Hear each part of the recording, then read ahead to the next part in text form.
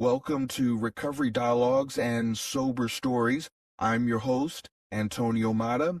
In this special bonus episode, we revisit some of the most inspiring moments from Season 2's debut on the power of healthy habits, positive relationships, and self-care in recovery. Today, we will be highlighting insights from the episode's featured guests.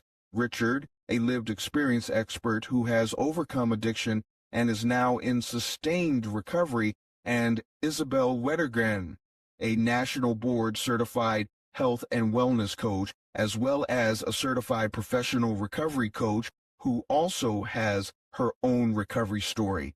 In this Recovery Rewind, we will dig deeper into some insights shared in that episode. So let's dive right in. Practicing mindfulness is a very important way to develop this overall well being. You're cultivating this sense of awareness with your body, with your emotions, and with your mind. And that takes time. Another method is mindfulness, very popular thing these days. Spirituality, people of faith have a leg up on recovery. But these are just examples.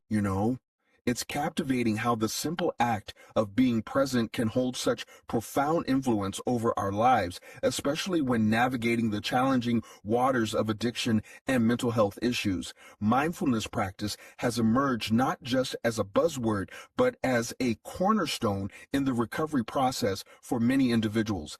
As Isabelle Wettergren shared with us, practicing mindfulness is very important. You're cultivating this sense of awareness with your body, with your emotions, and with your mind. And that takes time. Her words resonate deeply, reminding us that recovery isn't just about abstaining from harmful behaviors. It's about nurturing a holistic sense of well-being. Research backs this up. Mindfulness-based interventions, or MBIs, have been integrated into treatment protocols with remarkable success.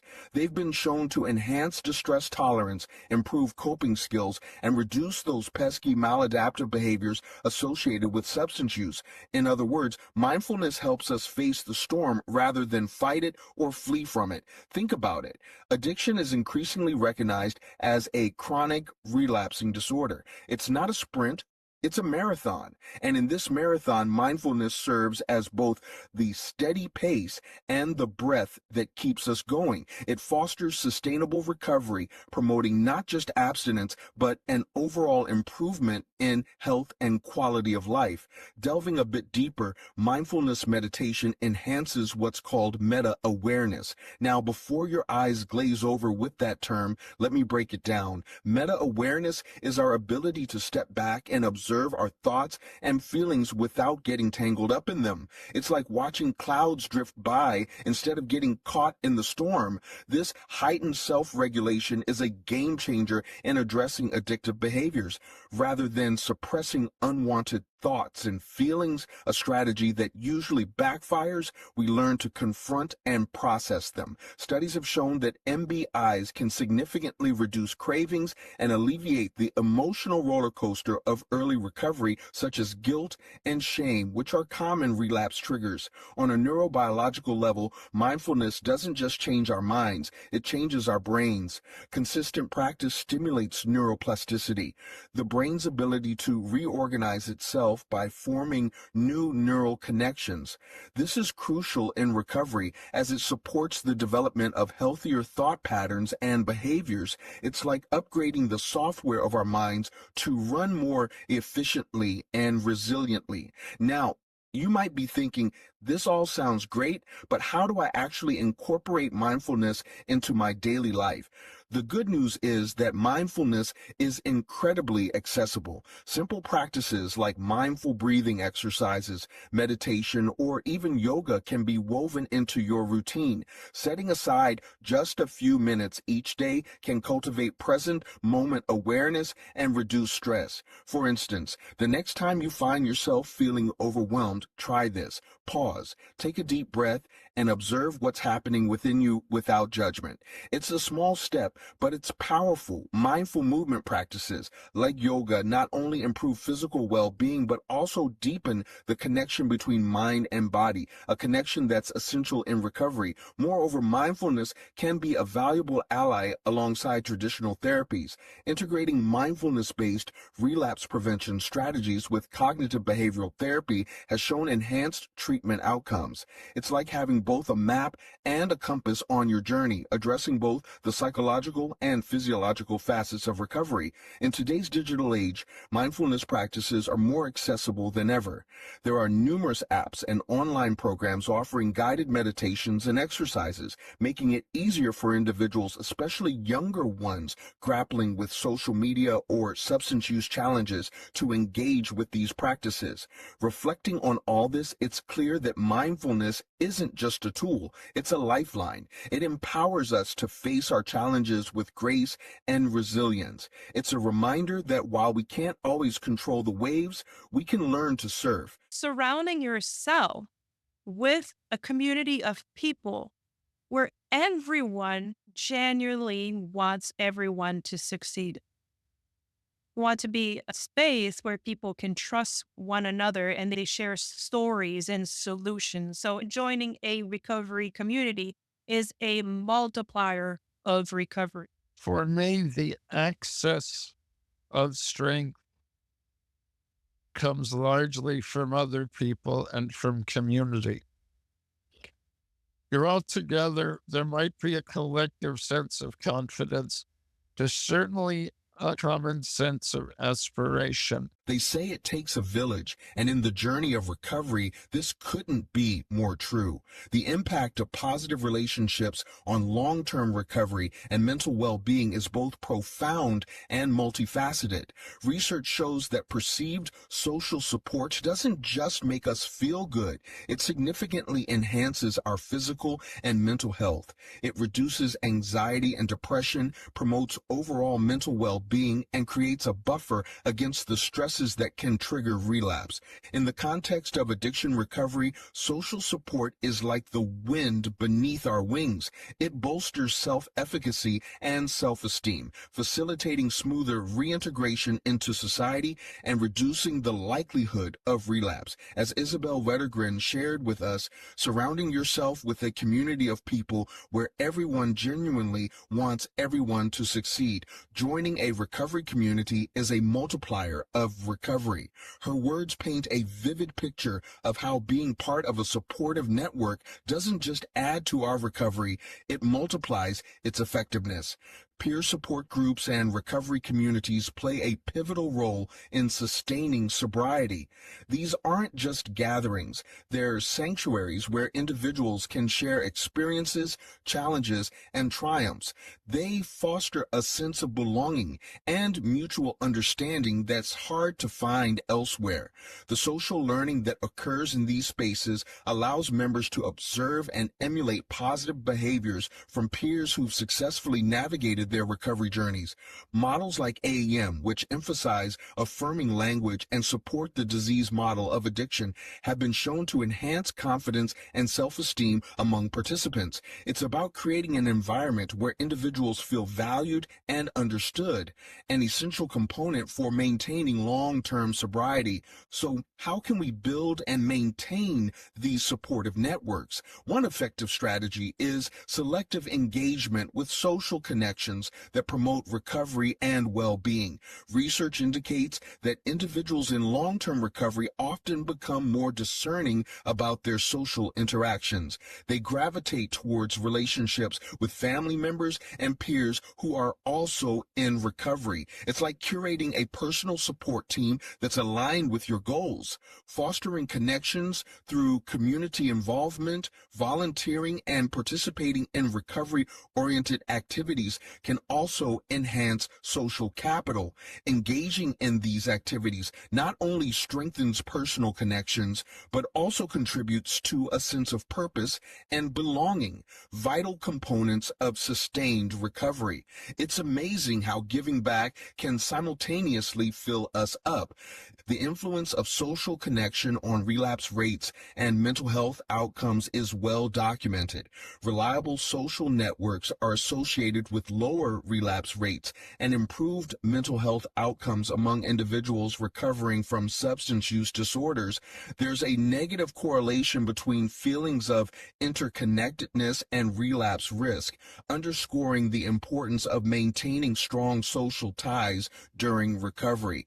Interestingly, social support doesn't just impact our emotional well-being, it also enhances exercise self-efficacy. This has been identified as a significant mediator in reducing relapse tendencies. Engaging in physical activity within a supportive social context not only promotes health, but also reinforces commitment to sobriety. It's like hitting two birds with one stone, improving physical health and strengthening recovery resolve. In today's digital age, online communities have emerged as valuable resources for those seeking support during recovery. Platforms like Reddit provide a pseudonymous environment where individuals can share their experiences and seek advice without the fear of stigma. This accessibility can be particularly beneficial for those who may feel isolated or marginalized in their immediate social circles. The flexibility of online support groups can bridge gaps in access to traditional recovery resources, especially during times like the recent pandemic when in-person meetings were limited. Building and maintaining supportive networks does require intentional effort and commitment. It's about actively seeking out and cultivating relationships that reinforce your recovery goals. Participating in recovery-oriented activities, attending support group meetings, and engaging with community resources are practical steps. But perhaps more importantly, fostering open communication and vulnerability within these relationships can enhance the depth of support received. Sharing struggles and successes strengthens bonds and creates a more resilient support network. Let's not forget the invaluable role of peer mentors and role models in recovery. These individuals provide guidance, encouragement, and a sense of hope.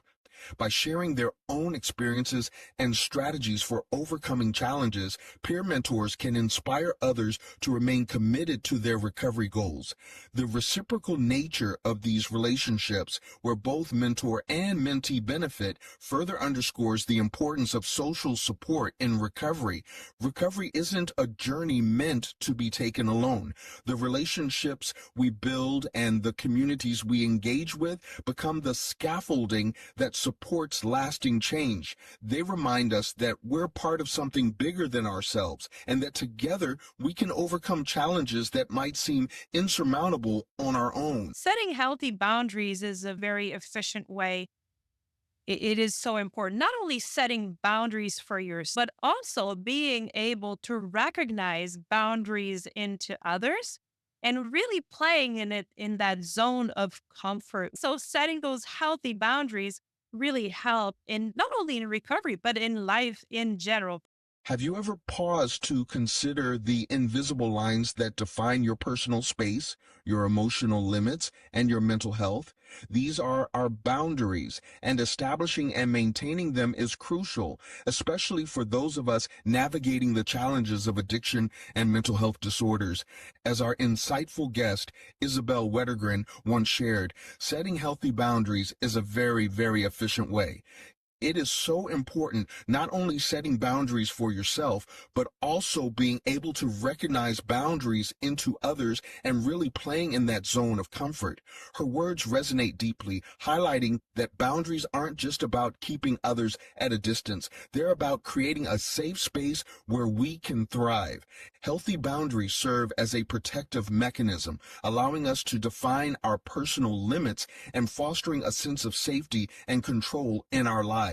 They play a significant role in preventing relapse and enhancing overall well-being. But how do we go about setting these boundaries? Let's explore some strategies that can guide us on this path.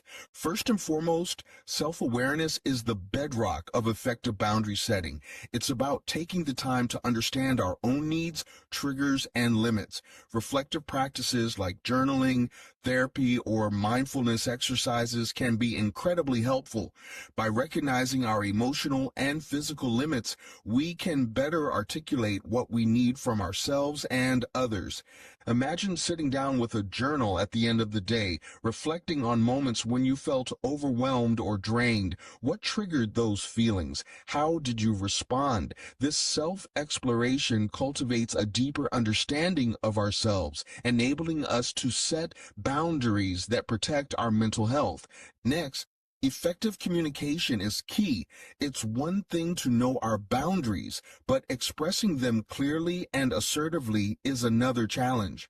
Learning to use I statements can make all the difference. Instead of saying, "You always expect too much from me," we might say, "I need some time to rest and recharge." This shifts the focus to our feelings and needs, reducing the likelihood of defensiveness or conflict. Research indicates that setting clear boundaries and communicating them effectively can reduce psychological stress and enhance our recovery experiences. It's about being honest with ourselves and others, even when it's uncomfortable. Finally, let's not underestimate the power of support systems. Engaging with supportive friends, family members, or recovery groups provides encouragement and validation. These connections reinforce our boundaries and offer accountability.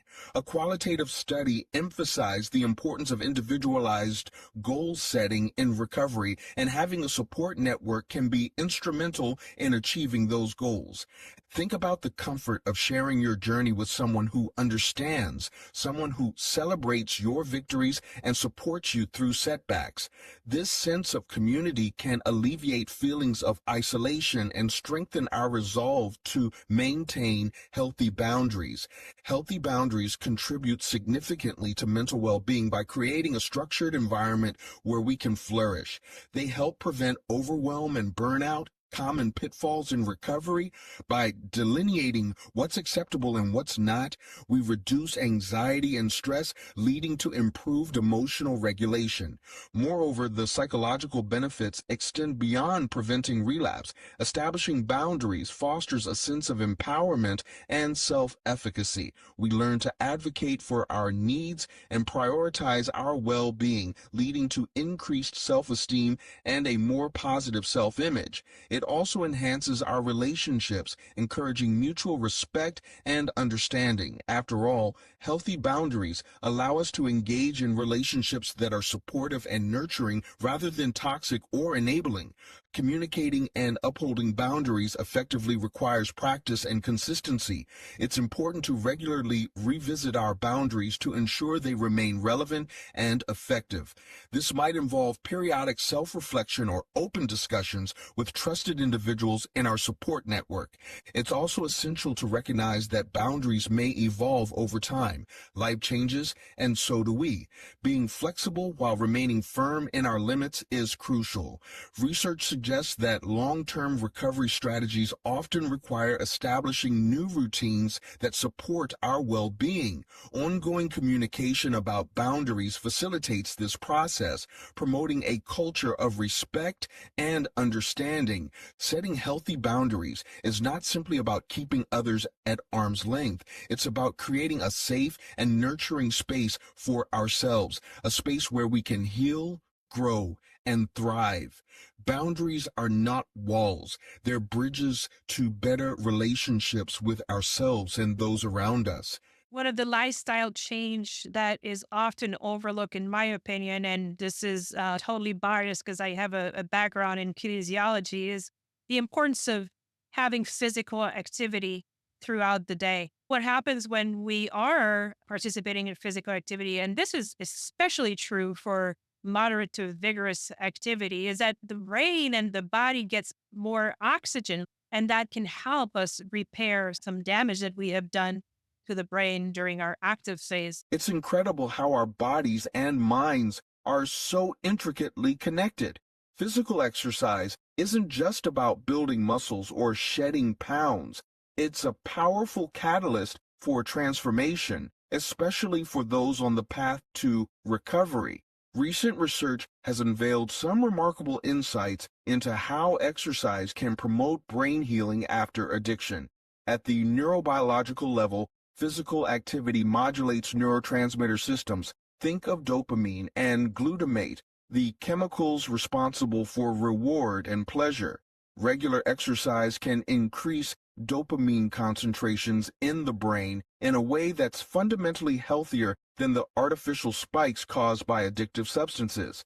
Our guest, Isabelle Wettergren, shared profound thoughts on this, emphasizing one of the lifestyle changes that is often overlooked, in my opinion, is the importance of having physical activity throughout the day. What happens when we are participating in physical activity, especially moderate to vigorous activity, is that the brain and the body get more oxygen, and that can help us repair some damage that we have done to the brain during our active phase.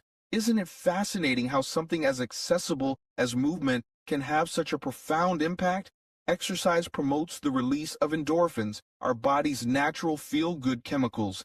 These endorphins contribute to feelings of pleasure and overall well-being, supporting us in recovery by providing a natural boost that can counteract cravings. But the benefits don't stop at the chemical level. Physical activity plays a significant role in improving mental health during recovery. Studies have shown that structured exercise programs can significantly alleviate symptoms of depression and anxiety, common companions during recovery. For instance, an 8-week exercise program reduced psychological symptoms of depression in individuals recovering from methamphetamine dependence. This suggests that exercise isn't just a physical endeavor, it's a holistic approach to healing. Different types of exercise can offer varied benefits. Aerobic activities like running, swimming, or cycling have been highlighted for their effectiveness. They've been shown to reduce cravings and decrease substance use in individuals with dependencies, such as those recovering from cannabis use. The intensity and duration matter too. The greater the commitment to regular, vigorous activity, the more profound the mental health improvements. Community-oriented physical activities add another layer of support. Participating in group exercises like yoga classes or even high-intensity training programs like CrossFit not only boosts physical health, but also fosters social connections. And let's be honest, recovery can sometimes feel isolating. Engaging in physical activity within a supportive community can provide that much-needed sense of belonging and encourage us to stay the course.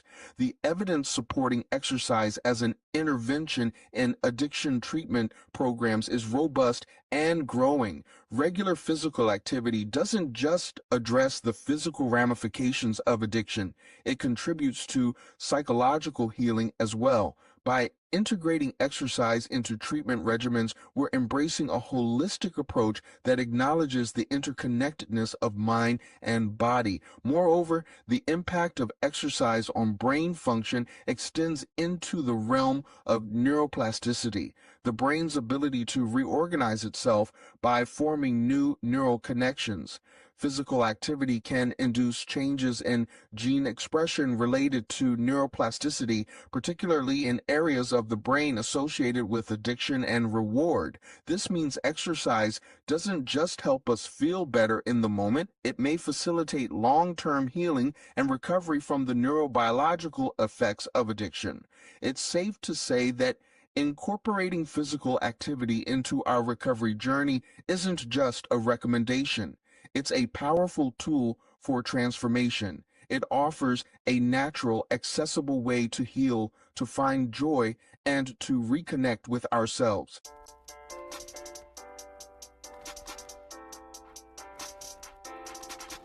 Well, that about does it for this special bonus episode.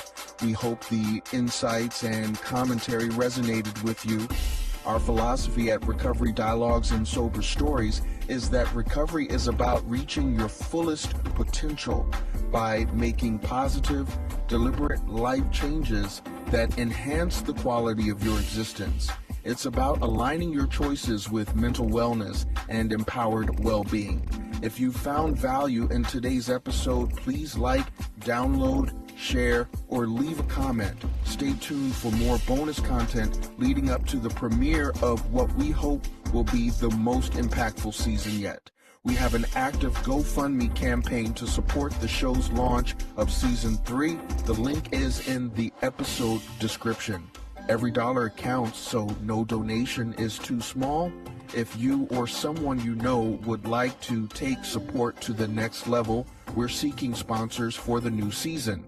Feel free to contact me directly for more details. Thank you for listening. Stay mindful, stay connected, and keep embracing your path to recovery. Until next time, take care.